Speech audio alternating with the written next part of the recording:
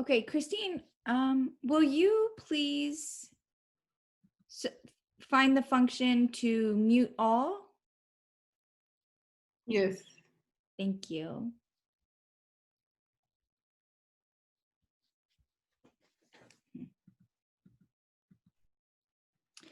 All right, folks, I believe we're up and running and that you can see my screen and the presentation screen. If there's any issues, please let us know in the chat, text us, email us, contact us in any of those ways so we can make sure that we are moving forward with everybody on board.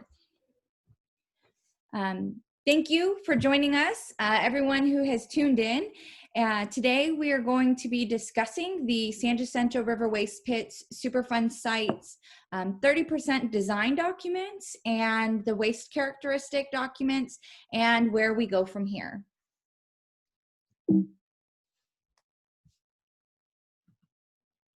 Okay. Just a couple of housekeeping items before we get into the presentation. I ask that we are all respectful of one another's opinions, feelings, and time here on this Zoom tonight.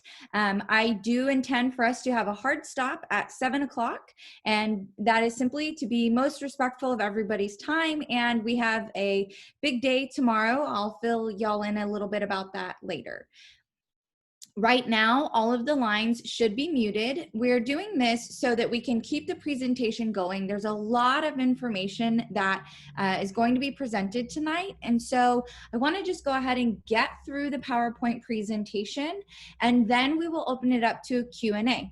I know that some of us forget our questions or have a thought or a question, and then by the time we get to the end of the presentation, it has slipped our mind. And so I encourage you to either write down your thoughts or questions, or you have the option to type them into the chat box, and our team at THEA is going to be keeping track of that.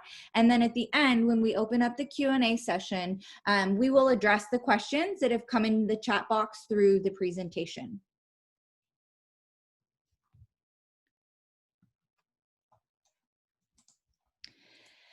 All right, it's been some time since we were all able to meet in person. I look forward to being able to get together in person again, and I know many of us do. Folks from the community have been asking me, if we have any end in sight to us not being able to be in person. And, I think as we keep navigating these pandemic and unusual times, we don't exactly have an end in sight for certain things. And so we have checked in with the community center where we usually host our meetings in Highlands, and they're not currently allowing in-person gatherings. And at the end of this month, they're going to reassess when they're going to allow gatherings, or when they think they'll be able to allow in-person gatherings at the community center. Two things aside from that. One is that we are looking at changing up how we do our monthly town hall. You all probably received a town hall that is a recorded video we host on our YouTube. That went out to our email lists and our social media yesterday. But I think that we are going to transition into presenting that in a different way. And I'm not sure exactly all of the details, but I do believe that rather than a recorded YouTube video for our town halls and monthly updates, we're going to be doing a Zoom just like we're doing tonight. And it will be broken up for different project areas. So much like the Zoom tonight, where we're only talking about San Jac, that's how it would be, where per Zoom, it would be one project area discussed. Also, we're coming upon fall quickly. And so, as the temperatures drop, there's also room for consideration for the potential of, maybe being able to get together with social distancing and outdoor spaces. So just like all of us, we're really just playing it by ear. Okay. So I wanted to start out with this before we dive into the technical documents. The documents that we're going to be discussing tonight were drafted by the waste pits responsible parties consultants, and much of the work that went into supporting what's in these documents was also done by these consultants. And so there are some unsettling things that you're going to hear. There are some things that, you know, frankly, need to be redone, some things that need more clarity, more integrity in the process. And I want y'all to know that, as always, we continue to advocate for the waste pits being safely and fully remediated. And, you know, being mindful that some of these things might sound scary and it's unsettling. I mean, stress level has been high, undoubtedly. But this effort for remediation of the waste pits can be done.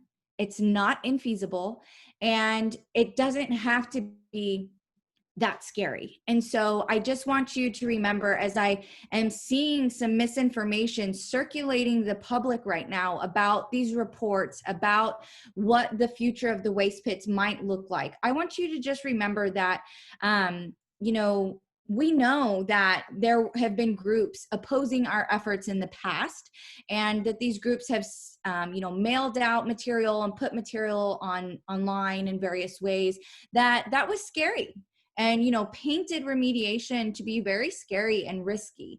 And that, you know, we know because the document you see on your screen, we found out in 2017 that one of the responsible parties, according to the court document, has had significant participation with those entities. And so just be mindful of that as we're going through this, and know that we are absolutely advocating to every level of government to make sure that this happens as safely and swiftly as possible. And that at the end of the day, we need the EPA to hold these folks accountable and make sure that every potential check and balance is in place to see that this is done fully and safely.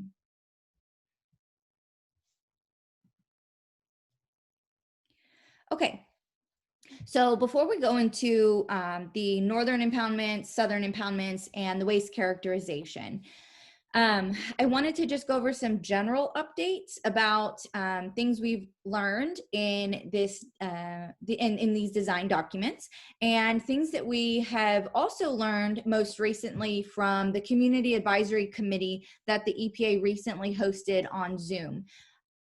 So in the Record of Decision, or ROD, it outlined that remediation would take place over the course of 2 years. We started to see that timeline shift after the last EPA public meeting, because they said they were listening to community concerns about having the waste pits, you know, opened and under excavation during hurricane season. So there will only be excavation during non-hurricane seasons. Now, work will still go on at the site during hurricane season, but the pits themselves will not actually be open for excavation and removal of the waste during hurricane season. So the 30% design really shocked us, and they are now detailing that remediation is anticipated to take 7 years. That's tough for a variety of reasons. It's tough for the community members that are on this line right now that, you know, are going to be living near 7 years of construction on the river. And I understand that this is not something that we take lightly or easily, but that is where the design has landed for now.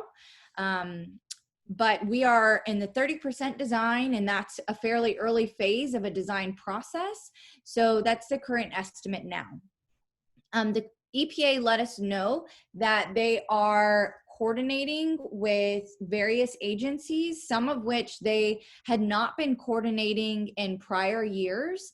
And So right now, they're working with TxDOT, the Coast Guard, Port of Houston, the Army Corps of Engineers, Harris County's technical team, which consists of Harris County Attorney's Office, Harris County Pollution Control, and an engineering firm.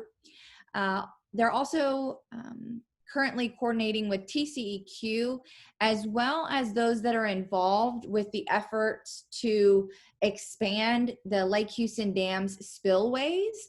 I'm sure many of you on here have heard about the buyouts that are going on in the river bottom, in Rio Villa, and various areas around the river because of the future intentional flooding of some of these lower lying areas from the Lake Houston Dam. So the EPA is also coordinating with the folks that are involved in those efforts, because that is something that is going to start happening in the near future.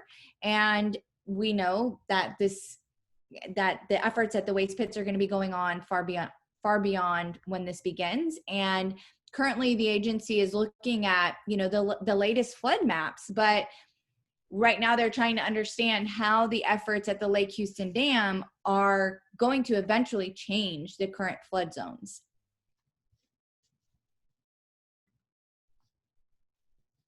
Okay. All right, so this is the cover page of the preliminary 30% remedial design report for the Northern Impoundment. These documents came as one for the Northern Impoundment, one for the Southern Impoundment, and then numerous appendices. In total, there were well over 30,000 pages of documents that made up these combined reports. And we're definitely still digesting these reports. We've made great progress, but we're still working our way through them.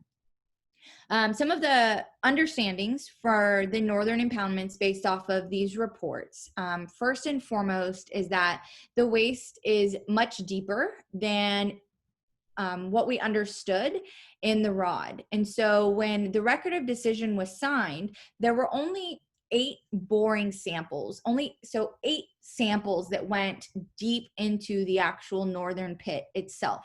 There were a lot of superficial samples, a lot of samples closer to the surface of the waste pits, but to understand the depth, there were only 8 samples when the ROD was signed.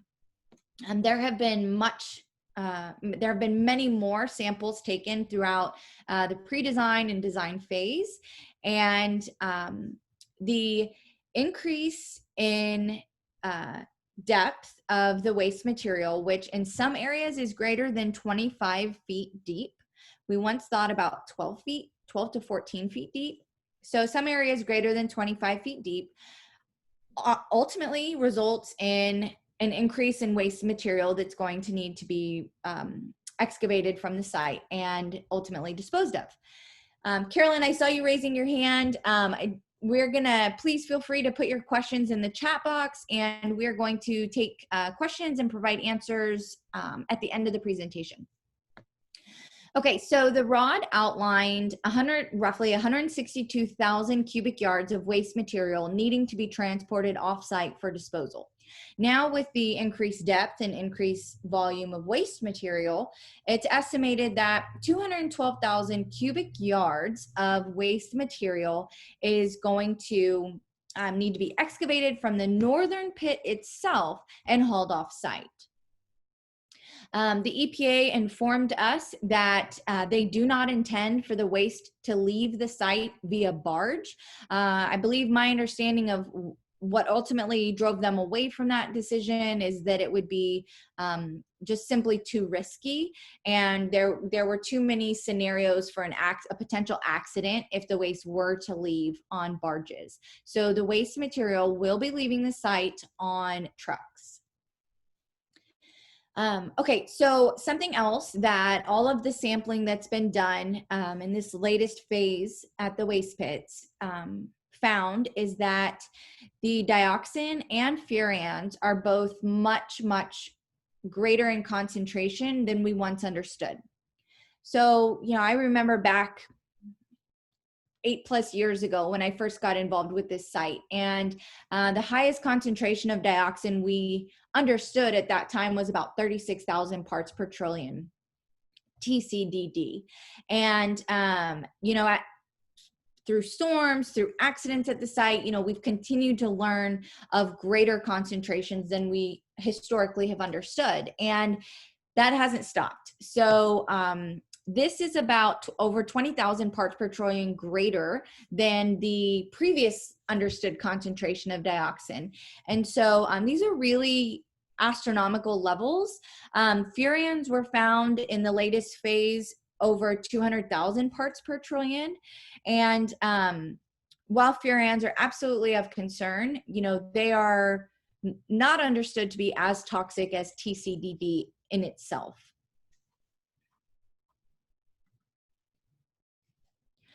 Okay, so a lot of the images that you are going to see in this presentation are straight from these reports. And so you'll see the top left-hand side of your screen, GHD, that is the consultant, the contractor that procured these documents for the responsible parties.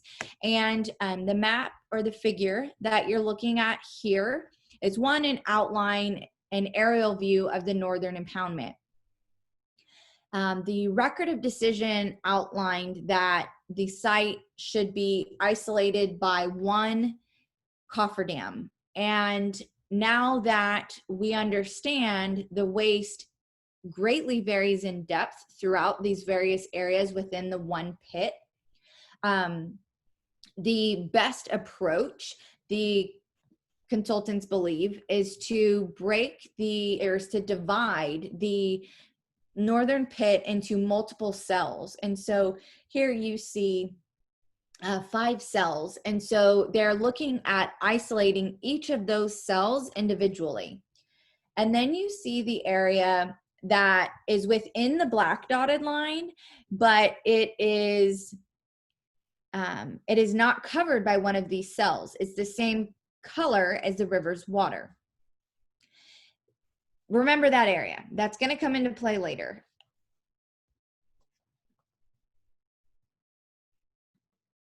Okay, so for some of the cells, the consultants believe the best route to go is to isolate the cells, dewater them, and excavate the material. For some of the cells that are along the river's edge or that border the river's water and are deeper, they believe that this type of scenario presents too great of a risk to not only, the potential destabilization of the cofferdam, but also presents too great of a risk to the construction worker. As you can see here in this image, step 2, approach A, you have excavation equipment, truck equipment, and ultimately workers that will be inside of those cells removing that contaminated material. And with the depth in some areas greater than 25 feet, the pressure that the river would put on the cofferdam is extreme and could potentially cause that wall to destabilize, which is a huge issue for worker safety, as well as the potential for a release to occur, and none of us want that to happen. Okay, and then approach B is something we're going to go a little bit more into detail in the coming slides. Okay, so for this approach A, they are looking at doing this approach for cell 4 and cell 5. So cell 4 and cell 5, especially cell 4 is pretty landlocked. Yes, on an average tide, the river's water is over that area, but it would not be as risky as, say, cell 1, where the waste is greater than 25 feet down, and the cofferdam would be holding back essentially a depth of 25 feet or more of water. And so for these more land-bound cells, this is the approach that the contractor or consultant recommends. You can see here in step 3 that the trucks are expected to have specific routes that they come into the site and out of the site on. They should not be open trucks like you see here. That is not how this waste is intended to enter the freeways. Rather, those are trucks that were put on this as part of an example, rather not like the ultimate design of the type of truck that would be taking this material on our highways. So I wanted to point that out. Also, I mentioned in the CAC meeting to the EPA that we needed to learn more about the plan for a decontamination zone. We're talking thousands of truckloads that are going to be leaving the site. And, you know, many of us have observed construction equipment coming off of this site in the past and being taken over to various places and hosed off. And that is absolutely not okay. And so we need to see a firm decontamination plan for not only the trucks that are leaving this site, but also the equipment in general. Okay, now this is approach B, which they believe is the most feasible approach for cells 1, 2, and 3. And so you're looking at more of those blue hues for cells 1, 2, and 3. And again, that would be isolating part of the way into this capped area, because it is understood that the material and this outer boundary to the north and to the northeast and due east is not contaminated above the cleanup goal of 30 parts per trillion. What's different here about the approach I just showed you is that they are intending to isolate 2/3 of the area with a cofferdam. As you can see here in step 1, so over 2/3 would be isolated with the cofferdam. Then they would float in a barge with excavation equipment on the barge, close the cofferdam, dewater the site in part, not completely, because they would still need a little bit of depth to float the barge, and excavate the material and offload it into trucks off of the equipment that's on the barge. And so this idea came about due to the newer understanding of the increased depth of the waste material.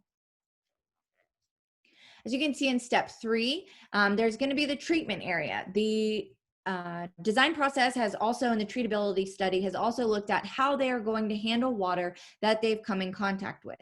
The EPA feels confident about the type of filtration that the water has been put through in the treatability study and how they were able to get it filtered down to a very, very, very small particle. And so they are looking at filtering the water on site and pumping it back into the river. Now, folks had a chance to submit, agencies had a chance to submit comments on these design reports.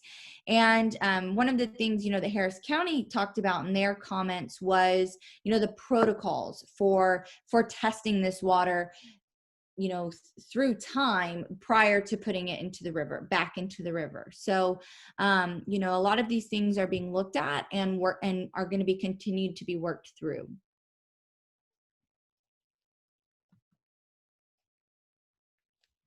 Okay, so an update on the isolation of the waste pits that has also changed because of the new increased depth is how deep into the riverbed the sheet piling or cofferdams are going to have to go. And so as of right now, the agency is estimating that the cofferdams are going to have to be driven, or the sheet piling is going to have to be driven greater than 70 feet down into the riverbed. So there is a lot to consider when you're looking at driving sheet piling 70 plus feet into a riverbed that has varying layers of sand and clay material. Those materials act differently. Some of them can expand and contract. And so looking at how does that affect the stability of the wall. But also this is ultimately going, I'm going to go back a couple slides. The isolation is ultimately, as you can see on the bottom portion of cell 3, it's ultimately going to go pretty close to Interstate 10. So there has to be consideration for the vibration and the impacts of driving something like that into the riverbed, and what the potential impacts could be on the interstate stability, what the potential impacts could be to the slope stability of the waste pits themselves. So right now, the agency is looking at, I believe it's 4 different types of cofferdams. And I'm just going to briefly touch on each of the types they are looking at.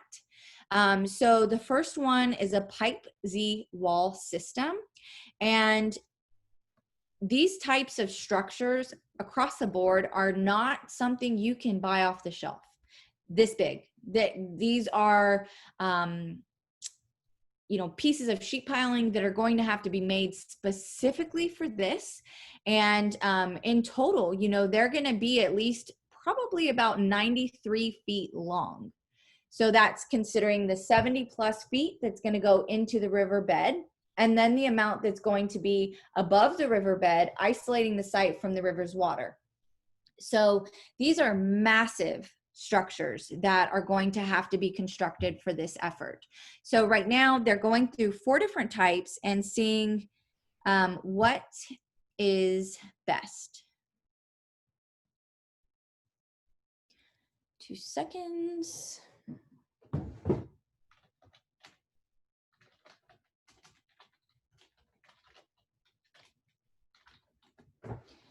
Okay. So as you can see from the view that you have here in black and white, looking down on this type of system, this type has the 2 circular systems, and then it will be interlocked with the system that goes in the middle to connect the 2. Okay, the second type of sheet piling they're looking at is called an H-pile wall. And, just as it looks, they would essentially be rectangles that are interlocking and would be driven in a various way. Here as you can see in the black and white, where it has the driving direction.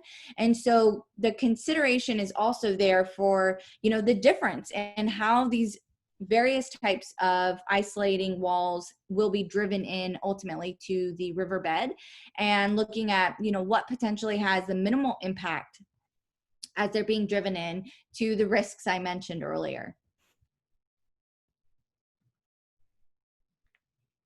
Okay, and then they're looking also at potentially using what is referred to as a double wall.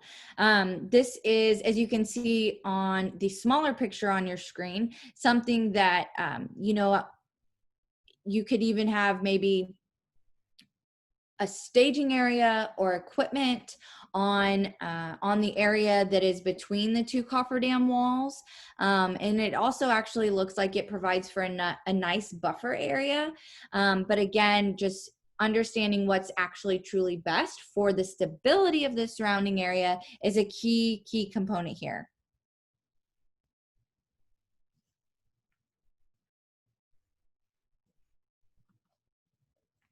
Okay, and the 4th type of wall they're looking at is a braced wall. And so that would be where you have an interlocking wall of sheet piling, and then there are structures that are bracing the wall to keep it stable and help fight that pressure difference that's going to be going on one side of the wall versus the other.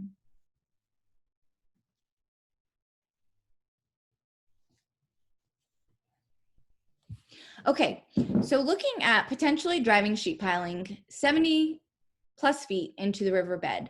The agency has been looking at mapping out and understanding where all of the pipelines are.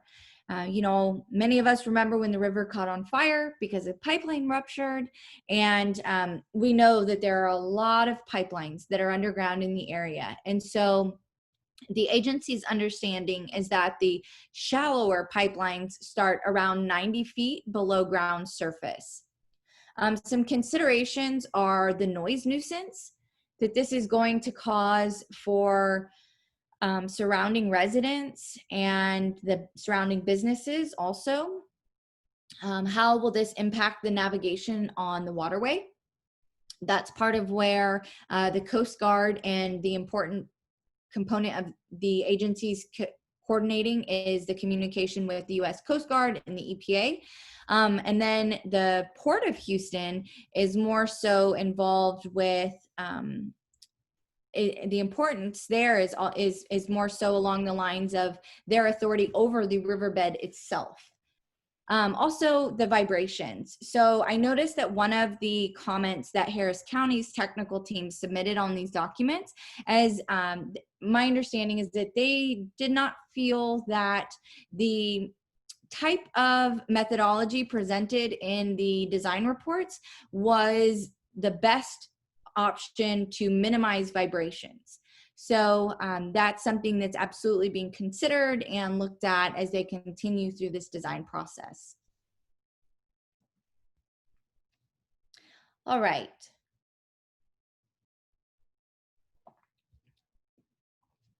Moving into the southern impoundments and the 30% design report for the southern site. I have much less to talk about today for the southern site because I have not had a chance to fully digest this report. But what I want to focus your attention to on this map is, if you'll notice, it is sideways, and the area over here where my arrow is what is facing north, and the purple boxes that you see, one's here, and here, are areas that have been identified to undergo remediation. And so you can see the black dotted line here outlining what is said to be the southern impoundment. However, everything within the southern impoundment is not going to be remediated because it has not been found to have consistent areas throughout it that are above the cleanup goal for the southern impoundments, which is 240 parts per trillion. And so these areas are so there are the 5 areas that are going to be removed from this southern site. The difference in color that you're seeing, I went ahead and blew up the legend over here. So hopefully it would help y'all be able to see better and understand. I know some of this is quite small. The variance in colors here, ranging from green to red, ranges the depth below the ground surface where the waste material is located. And so as you can see in some of the areas, like over here on the southern part of this southern site, the depth where you get to the waste material starts about 4 feet. And then going, say, up here, you don't actually hit waste material until about 10 feet.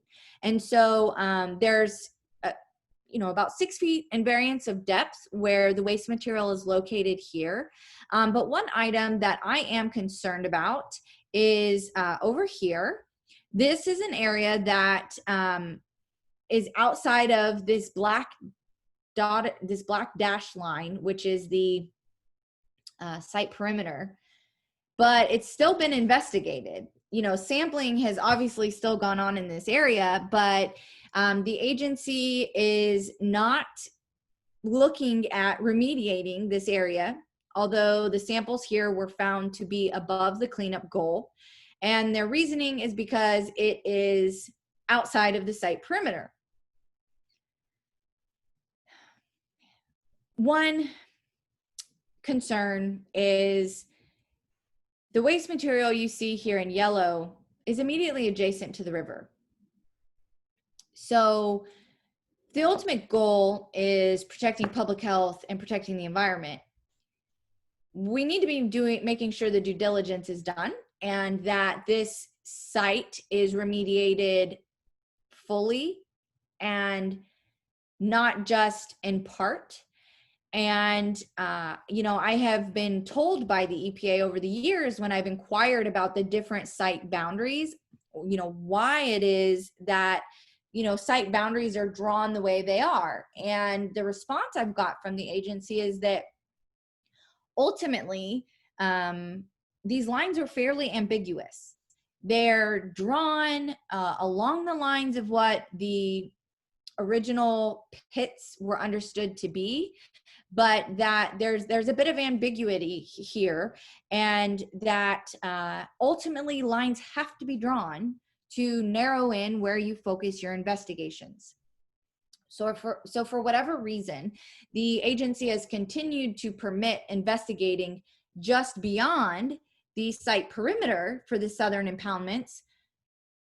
And even though they found waste above the cleanup goal, they're not looking to remediate it. We will absolutely be submitting formal comments to the agency in writing, and this is one of the things that we'll be discussing, and making note that we're pushing for them to remediate this area. It's known to have higher than the cleanup goal in dioxin, and I don't feel that it would be a thorough due diligence if they knowingly left this hotspot there.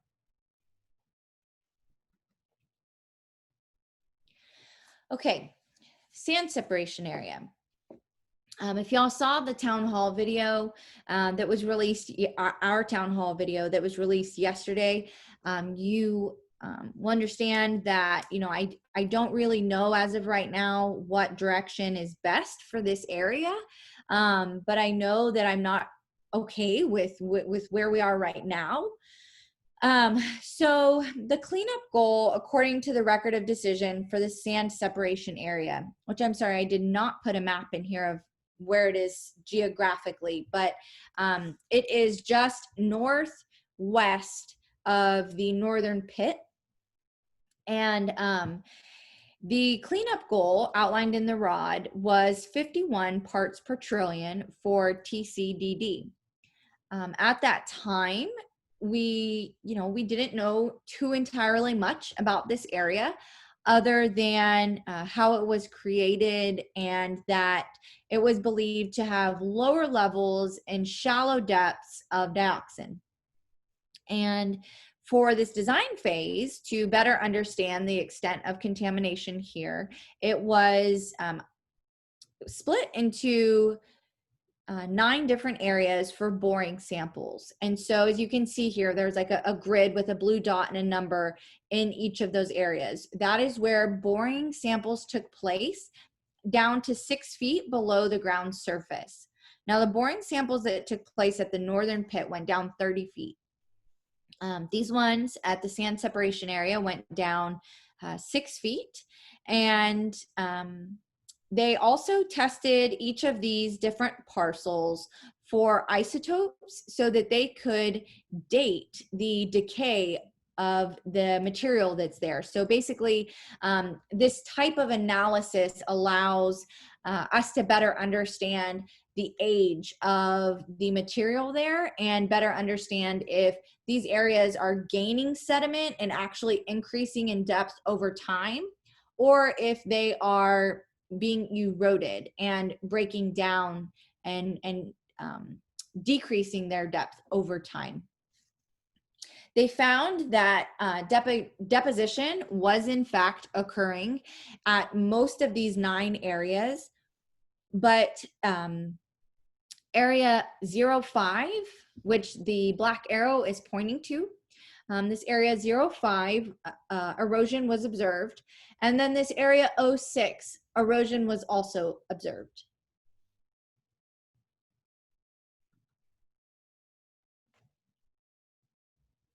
Okay, area 6 is of greatest concern to me.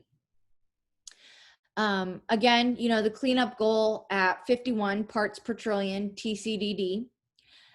This sample area here showed at 0 to 1 feet below ground surface. That's what BGS stands for, is below ground surface. Showed 600 parts per trillion furans. And the J next to these numbers represents a data flag, which means that this number is closely estimated to its true value. The lab instrumentation just wasn't able to get it exact, but it's a close estimate to what it really is. So 0 to 1 feet below ground surface, 600 parts per trillion furans. 1 to 2 feet below ground surface, 4,500 furans. And again, I'm just talking about this area here, area 6 with this maroon outline. Then 4 to 6 feet, it gets really hot. And at 4 to 6 feet, they found 17,000 parts per trillion furans. 4 to 6 feet, they found 3,100 part per trillion dioxin. So that's the contaminant with the cleanup goal of 51. And this area was observed to have 3,100 parts per trillion.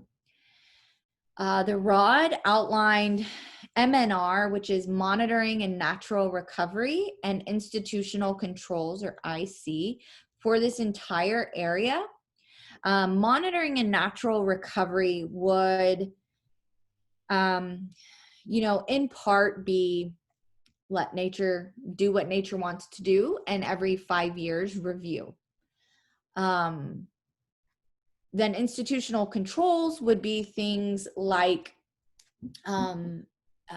not allowing dredging in the area, not allowing a shipyard or business to drive pilings into this area.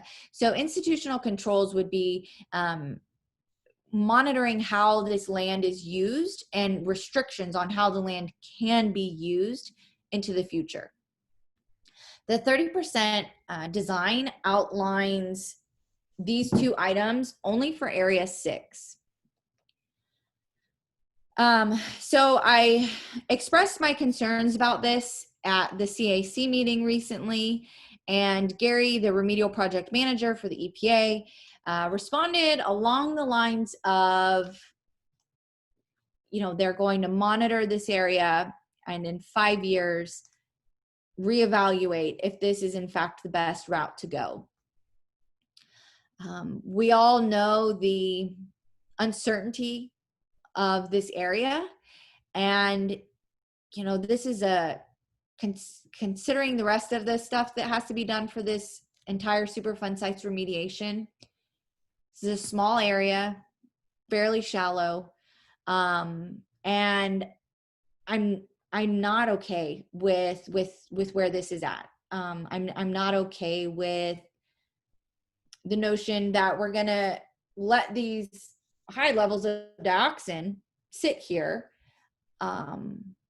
and nature take its course, and then in 5 years check on it, because we all know how quickly things can change in this area, and that if that's the route we go, in 5 years that waste might not be there. We're talking a tidally influenced waterway.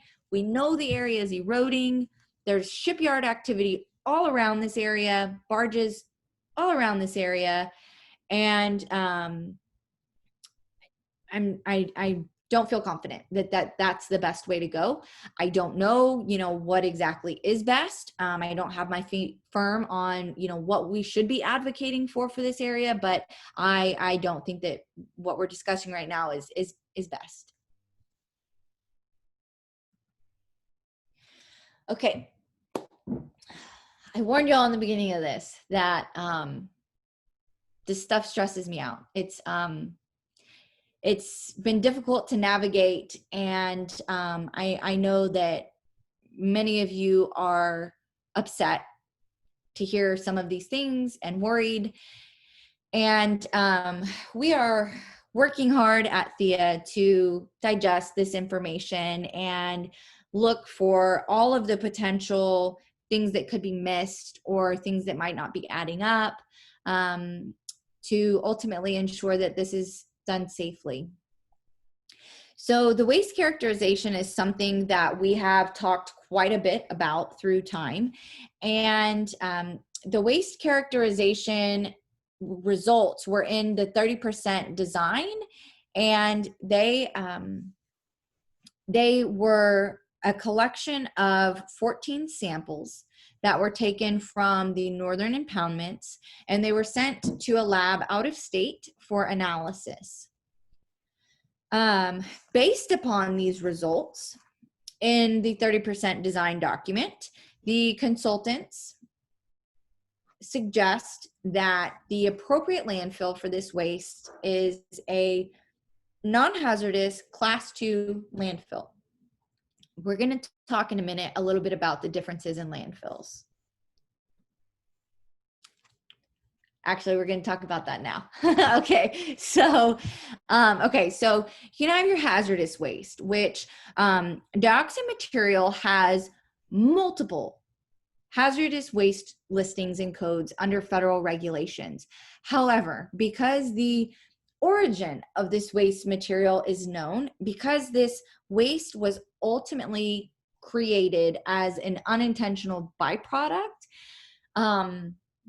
all of those listings go out the window. So that then brings us to the next two columns, which is class 1 and class 2. Class 1 waste requirements are much, much greater and stronger than a class 2.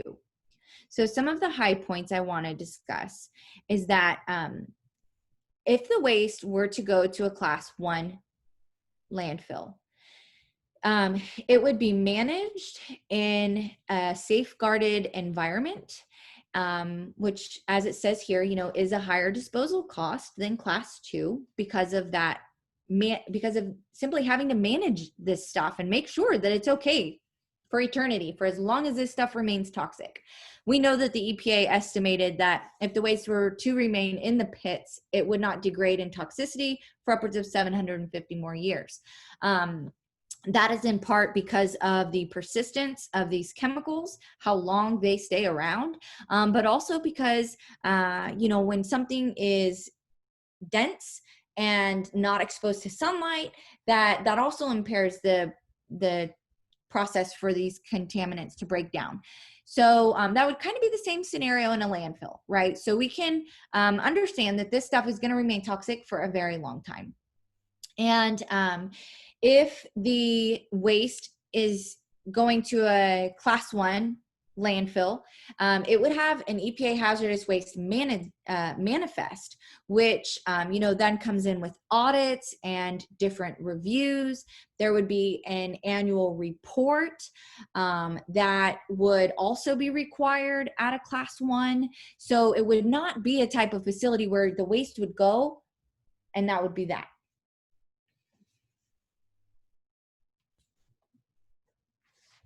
Okay, the last bullet point here in class 1's column, it says class 1 waste must pay special state fees both at the time of disposal and again when reported on the annual waste summary report.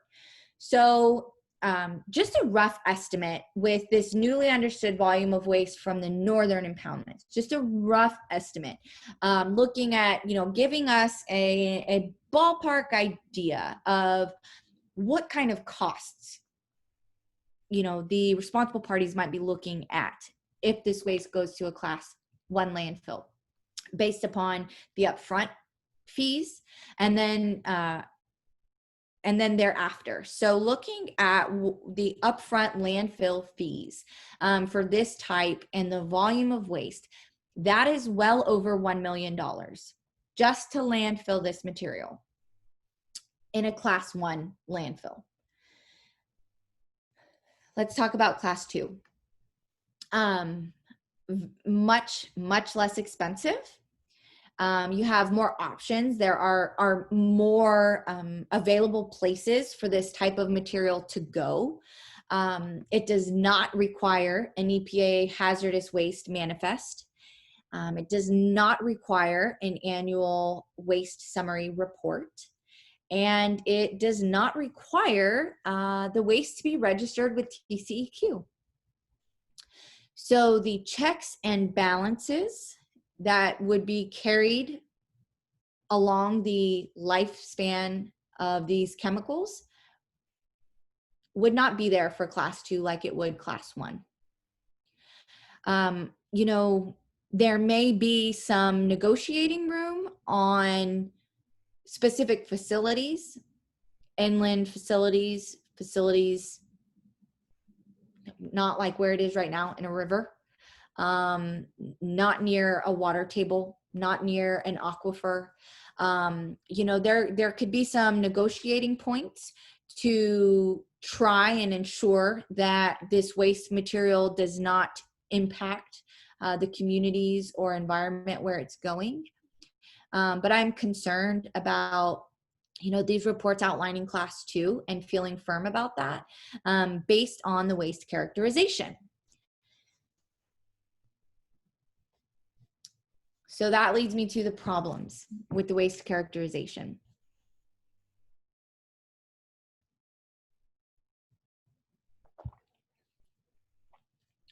Okay, I'm going to show you guys some maps in a minute. But I mentioned a little bit ago that there were 14 samples that were taken to analyze in various tests for ultimately the characterization of this waste. And after taking a closer look at these locations of where these 14 samples were taken, at least 12 of them were taken in areas that, like earlier I pointed out, where the river water was, that's not in one of those cells to be remediated, because they're areas that are known to have under 30 parts per trillion dioxin, which again, 30 parts per trillion is the cleanup goal. And so they were collected in areas known not to have higher concentrations of dioxin. Now, when we're wanting to characterize this waste, it's critical that the samples that are taken truly represent the actual waste material that's going to be excavated, hauled off site, put on our roadways, and disposed of. As of right now, it looks like this waste is going to make its way east. I don't know an exact facility, but the EPA says around 100, 120 miles east. So the access to the freeway, as we know where it is fairly simple. It's not through a residential area. You know, it would be truck traffic for, you know, the businesses that are around there, but much of the people who live in the river bottom are going to be bought out by that time. So there's not going to be too many people living immediately in that intersection that these trucks would go through. And then it would, you know, the trucks would U-turn under the interstate and make their way east on Interstate 10. So the samples that were taken for the characterization, as I mentioned, were not representative of the actual waste material that's going to be hauled out. The lab chain of custody states that when they arrived to the lab, they were off temperature. There are certain chemicals that temperature variance at a small fraction can greatly impact what you find in the analysis if the temperature's off. These types of chemicals have a bit more wiggle room when it comes to the temperature required. So that's something that we're still looking into and trying to understand. But there were also some concerning things that I found in the lab report itself, which is on the EPA's website. It's Appendix C. It is over 20,000 pages, just this one lab report. It has crashed people's computers that I've talked to who are trying to understand this information. So all of these documents are on the EPA's website, but be mindful, some of them are really, really big. Definitely not something you'd want to access from your cell phone. The lab reports in 2 different places have references that I'm greatly concerned about. And when I asked various agencies about this and seeking answers, they had not found these. So we're going to go through those after I show you the locations. Okay, this is a lot. What I need you to understand here, we're going to zoom in the next slide. What I need you to understand here is that the little rectangles that are green represent depths in that column that have less than 30 parts per trillion TCDD. The ones that are orange are above that cleanup goal of 30 parts per trillion TCDD. So that's an understanding of potentially how these cells have been defined, and then that outer buffer edge where, they've said, well, all findings here are below the cleanup goal. So therefore, cells 2 and 3 can start a little bit more inland.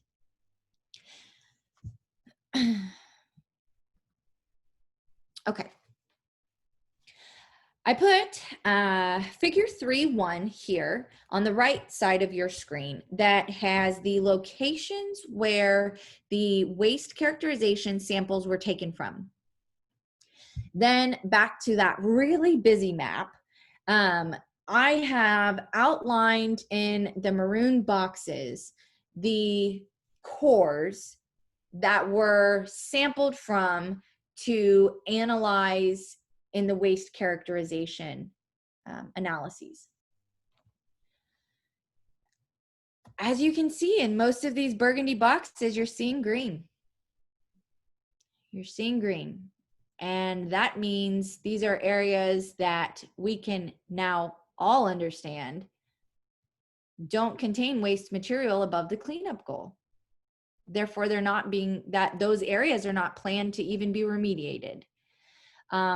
The furthest to the top left, you see the column, a little over half is green, and then about the 4 top rectangles, which are actually the deeper spots, those are orange. And so those are above cleanup goal, but you have to go down greater than 10 feet.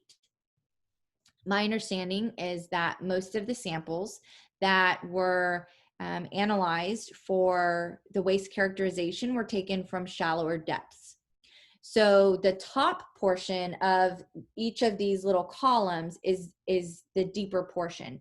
The lower, and as you go lower down that column, that is the shallower portion. So it's inverse on here as to how it actually is in the ground.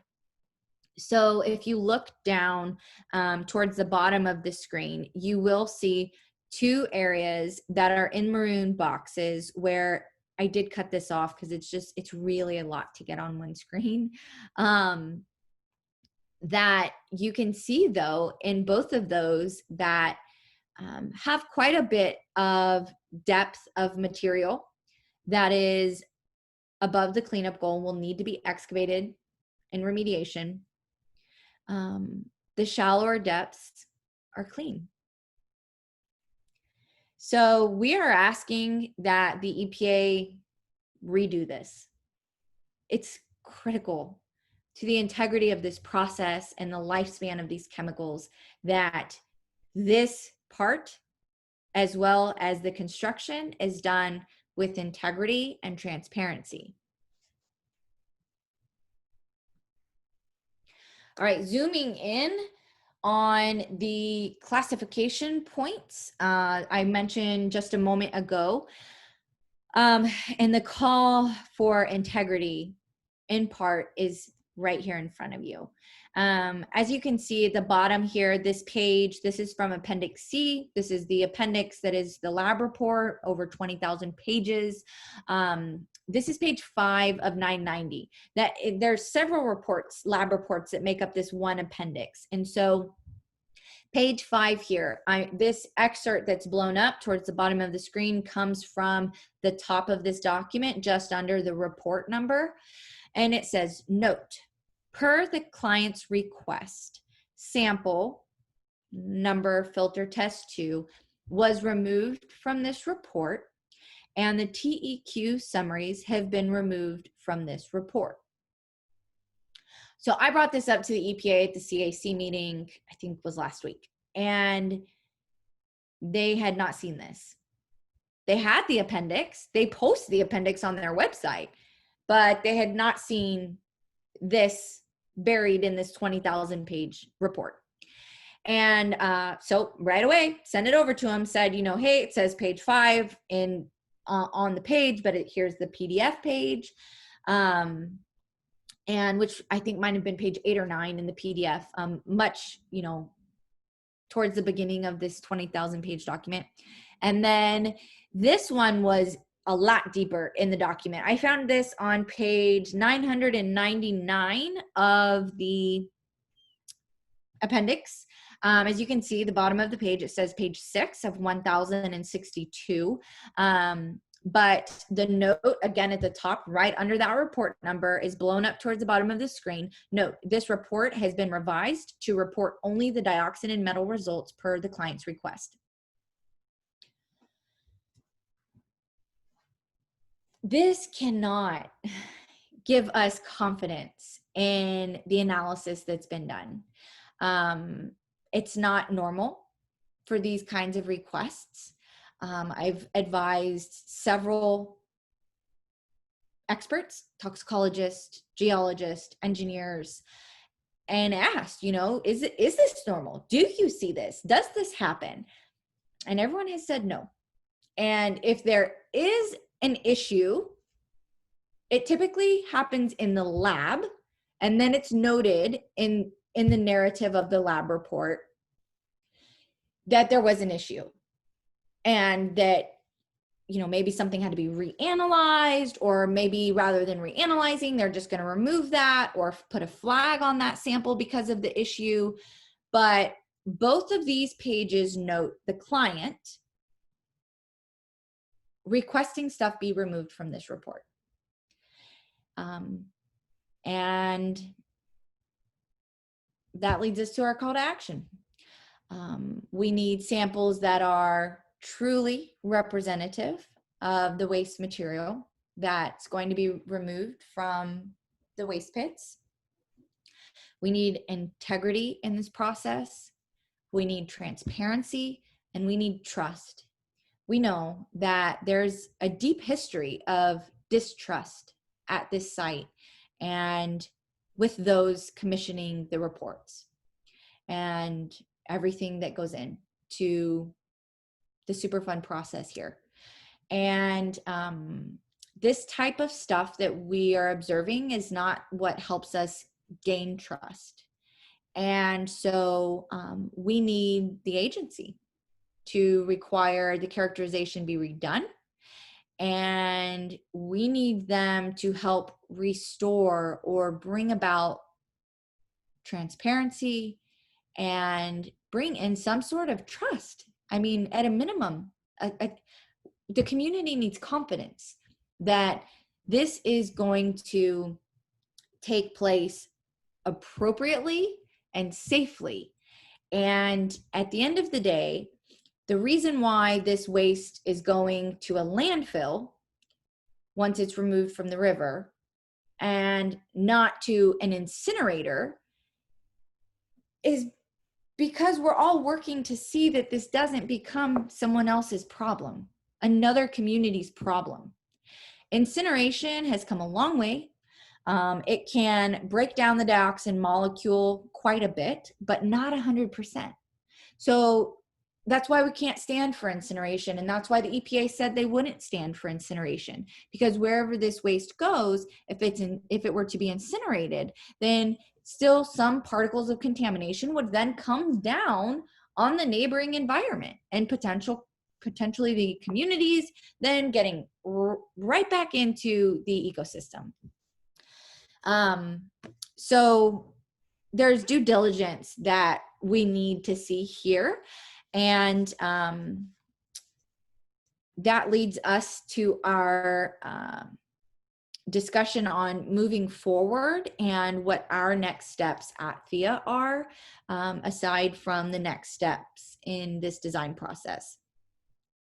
So moving forward, the EPA will receive the pre-final design documents from the consultants in September of this year, only a month away, for the southern impoundments. And the month of November, the northern impoundments pre-final documents are due to the agency, and then that will begin the internal review process.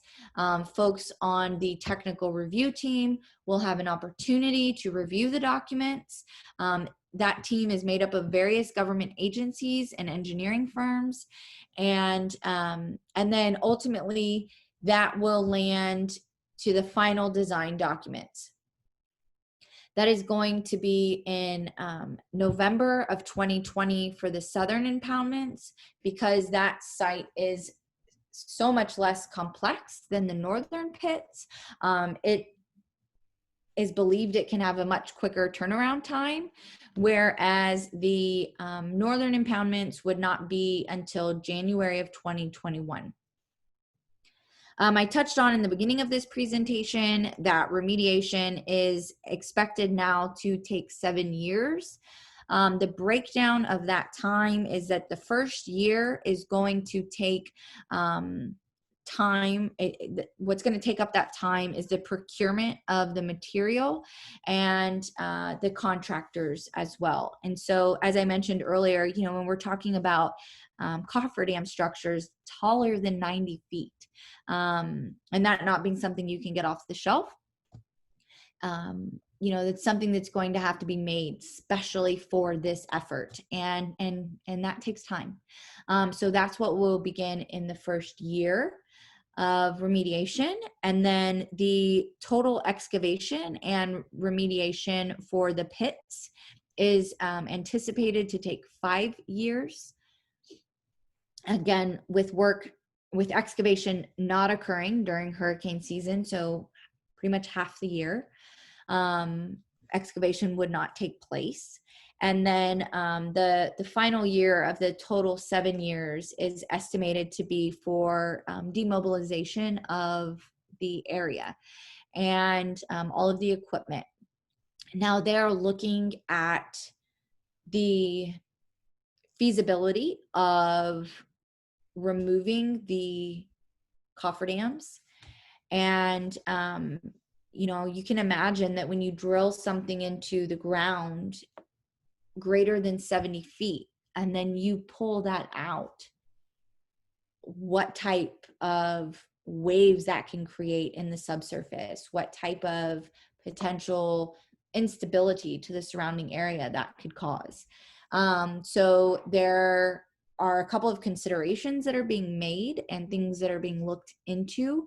Again, this is where, as I mentioned earlier, the Port of Houston comes into play, because they essentially own the riverbed, and they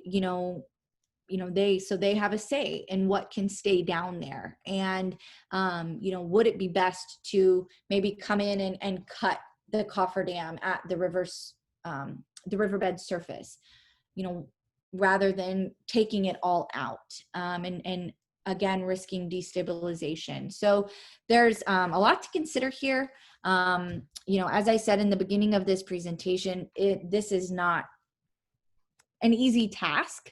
We never thought it was going to be easy. But what we have here is a really terrible situation, and folks working to try to come up with the best way to tackle this really, really unfortunate and terrible situation. So I will now open it up for questions and concerns. But just before I do, we will be hosting a press conference tomorrow morning It is a call to integrity. It is a call to action. We are calling on the federal government to require better from this process and to see that it is done with integrity and that the due diligence is done now on the front end, because now is when we need to make sure all the ducks are in a row, all the emergency plans are in a row, all the best management practices. This event is going to be streamed live on Thea's Facebook page for any of you who would like to tune in.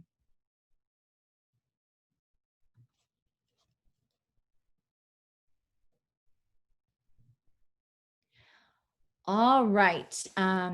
Let's see if there were any questions that were submitted in the chat through this. If one of my team members will get those to me. And also if Christine, if you will unmute all.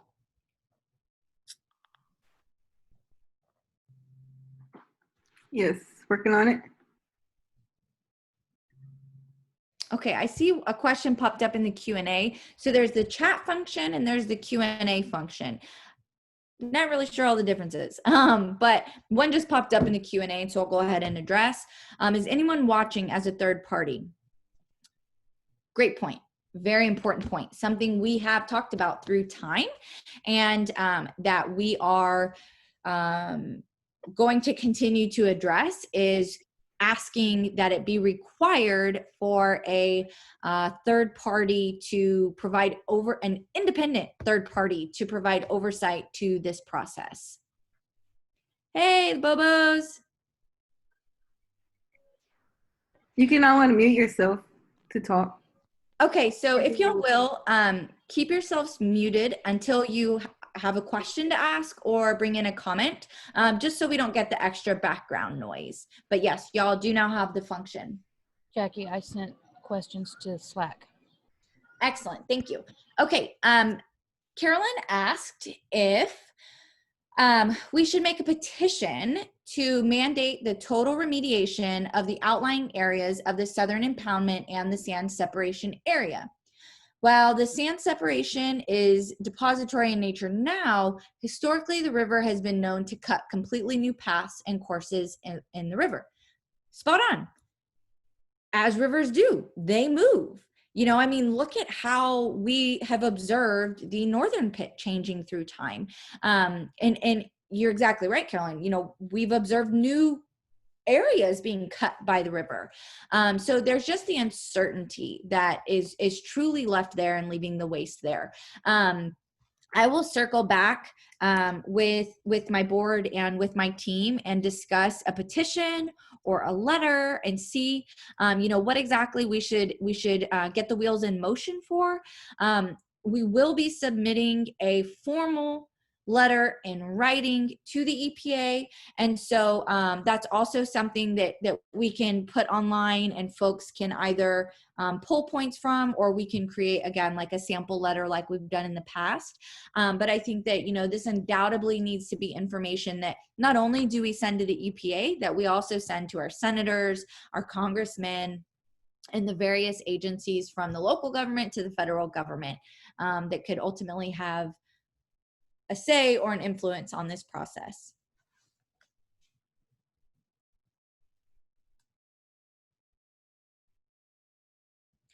Okay, Anna had asked, can you discuss the dam work and more specifically how that is expected to impact the pits? Okay, I will say I am not the most knowledgeable about this. But I'll tell you my understanding. So post-Hurricane Harvey, the River Authority and the local government was looking at how to address the flooding that took place north of the Lake Houston Dam. And what they've landed on in part is to put in additional spillways at the dam. So additional areas that when the water reaches a certain point, it's going to be able to go downriver. And so this is going to cause what we could call intentional flooding downstream. And so a lot of Rio Villa has been bought out by the county. Um, a lot of the river bottom is being bought out by the county. And I know that the precinct has been hosting a conversation online about this process, and I will get you the link to that, and that should give you a lot more details about the buyouts and about what they anticipate. But one of the things that I understand to be unknown is what the new potential maximum flood depth would be. You know, how this would impact the flood zone in general. Those newer potential depths are, to my understanding, not clearly understood. Back when the record of decision was signed for this site, the maximum storm surge scenario for the waste pits was, I believe it was 24 or 26 feet high. And that's old information. And so that's, in part why it's critical for the EPA to be coordinating with the folks that are working on the Lake Houston Dam effort to make sure we're really understanding how that depth will change from 24 or 26 feet to, an increased depth with the new spillways with water coming in from the north. I apologize for not having that link handy. Oh, actually, I know where I could find it though. Okay, Christine, do you want to read off another question to me? And I'm going to dive into my emails and try to find that link really quick.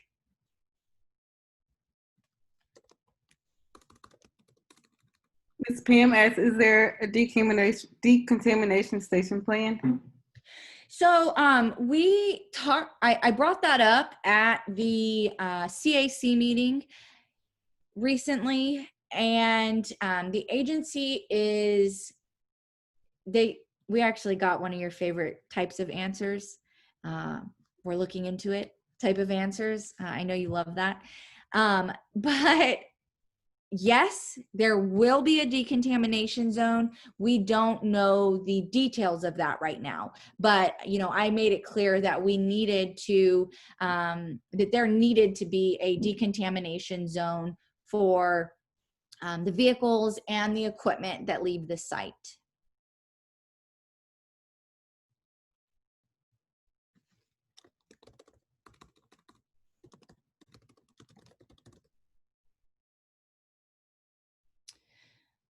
Okay.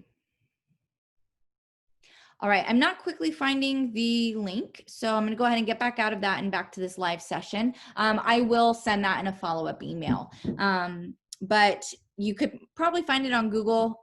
If otherwise, finding the link to Harris County's buyout program and efforts with the Lake Houston Dam spillways.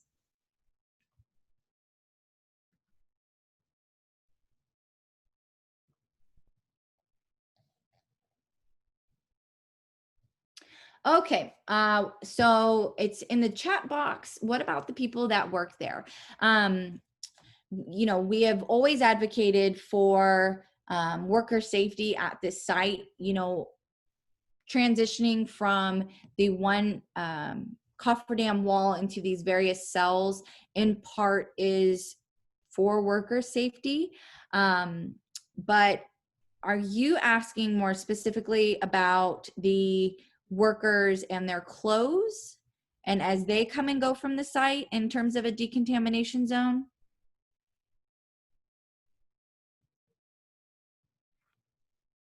Yes. Okay. I'll make note of that. And so what she's asking is, if maybe there would be a requirement for the workers to change before leaving site and their clothes being taken to a facility. We know that there's history of certain contaminants through time that have, maybe not necessarily as drastically impacted the person wearing the clothes, but then they go home and the person who then washes the clothes, that they could then potentially be exposed. So absolutely, what the workers are wearing, how that is handled, as well as their personal protective equipment is all absolutely something that's going to be, that needs to be carefully considered and looked at.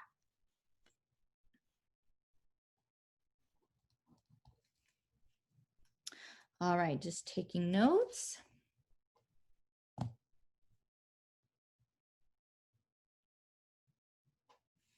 Yes, Lisa dropped in the chat box that she was on the CAC meeting, and that her understanding was that the decontamination was an issue that they are addressing, but that perhaps it's not been presented yet because we're in the early stages of the design. But then, there's also other items. One, that Carolyn brought to my attention about the need for adequate parties to be listed in the emergency plan. In the emergency plan that was in these documents, or the emergency contacts rather, they were listed in the documents, like the local fire department wasn't listed. So there are definitely some things that really, really need improvement and thoroughness when it comes to these documents and moving forward at this site. TxDOT and EPA have been coordinating, as I mentioned. TxDOT has told me that they plan tentatively to begin construction for the Interstate 10 bridge replacement in mid-2025. They're in the early planning stages. I know that they are thinking through how they will present information to the public in these times. They were supposed to have a public meeting this year, but haven't been able to out in the community to talk about just where they are in the early planning process with the replacement of the bridge. But they're also, coordinating with the EPA, even more so now than ever, with the new understanding of just how long this remediation is going to take.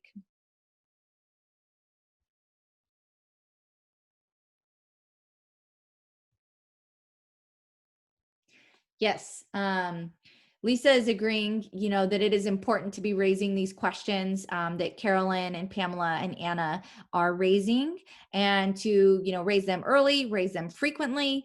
And, I encourage any of you, if you want to take it upon yourself to write the agency a letter, I surely encourage that. But if you want to wait, probably about a week's time for us to get something together, whether it's probably going to be in a letter form, because I think there's just too much meat and potatoes here. There's too much that we have to ask and advocate on behalf. And I don't really know that a petition would do that proper justice. So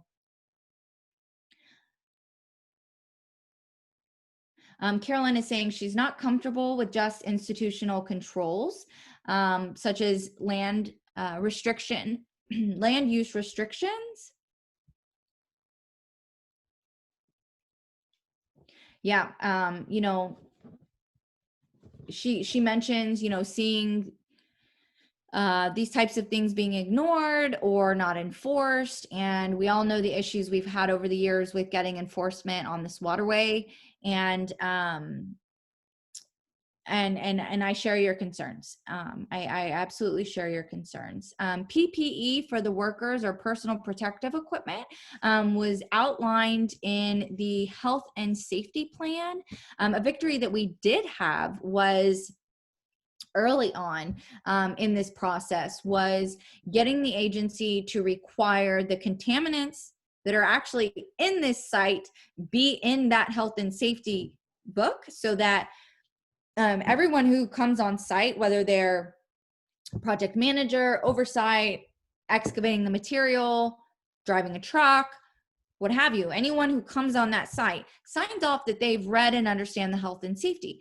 And the only contaminants that they were spending much time educating folks on were things like gasoline, certain types of soaps. These were things that would be brought on site, not the contaminants that are there. And that's a loophole in Superfund. It's a loophole that allows them to not dive into the contaminants on site because it's understood inherently that it's a contaminated site.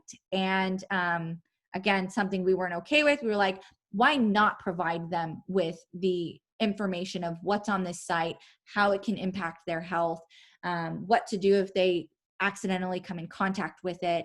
And so the EPA did require the responsible parties to amend that plan and put in the contaminants of concern for this site into the health and safety plan. All right, folks. It is 7 o'clock. I have a press conference to prepare for. And I, as I said, I want to make sure I'm respectful of all of your time. Thank you for joining us, for engaging in this conversation. I welcome you to call me or email me with your further questions or concerns or your thoughts or suggestions, whatever you're thinking about and you want to reach out. I absolutely welcome that. And like I mentioned in the beginning of this, we will probably be meeting in more of this type of format as the weeks go on. As the months go on and we continue through this pandemic. So stay tuned. Thank you again. Serenity, the press conference is at 10 o'clock. It will be at 1001 Fannin. So 10 o'clock, 1001 Fannin. We will stream it live on Thea's Facebook page. And this meeting, you're not going to be available for you. This meeting will get posted. This meeting right now tonight will get posted to our YouTube video, our YouTube channel, and the letter that I write and submit to the EPA and our elected officials, we can absolutely put in a blog on our website. All right, everyone. I hope you all are doing well, and I hope you have a good night. Thanks for joining us.